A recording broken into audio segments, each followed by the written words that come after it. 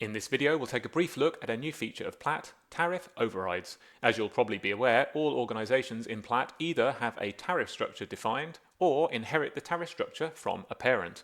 This structure, which can be varied over time as rates change, defines how much purchasers should be invoiced for events and the amounts which care workers should be paid for completing these events.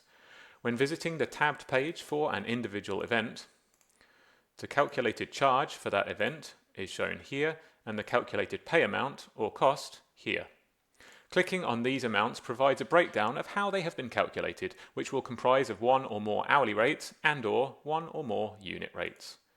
Historically, these pay and charge amounts could not be modified. However, from time to time, you may wish to pay or charge something different from the amounts calculated by reference to the tariff structure. Perhaps you need to provide an incentive to care workers for a last-minute event allocation, for example. This is something that you can now do on an individual event basis. To enable overrides to be made to the cost or charge amounts for individual bookings, you must first visit the Invoicing and Payroll tab of your organisation and select either or both of these two new options: Allow Event Cost Overrides and Allow Event Charge Overrides. Having done this, the next time you visit the tabbed page for an individual event, you will find that the charge is now editable and/or the cost.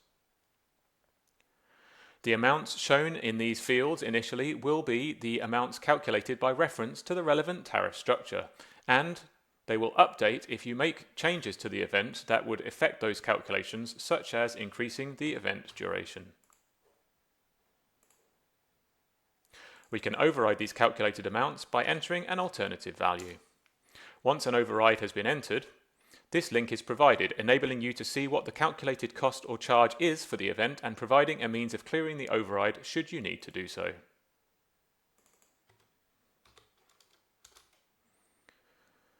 Notice how a subsequent change to the event that would have affected the calculated amount will no longer affect the overridden amounts.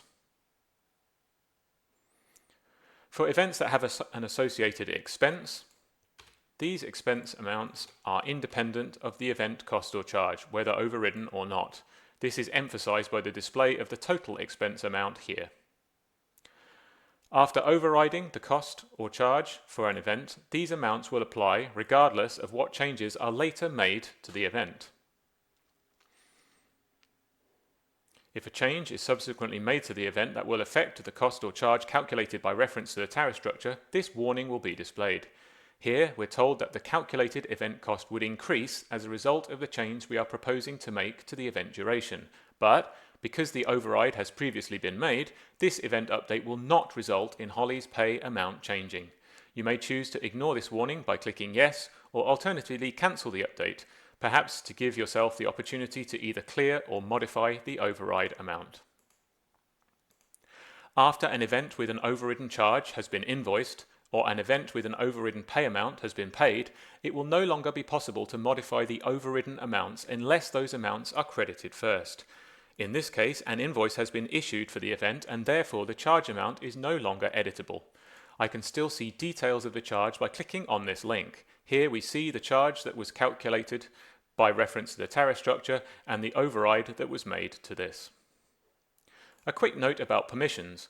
Although the ability to override pay or charge amounts may be very useful from time to time, you're unlikely to want this feature to be widely used. With this in mind, the release of Platt that includes the ability to override cost and charge amounts for events uses features of the new RBAC module to disable the cost and charge inputs for users in the top-level basic user group, thus reserving those permissions to members of the top-level admin group. This is done through a new securable called Event Tariff Overrides Disabled. I'll add myself to the basic user group.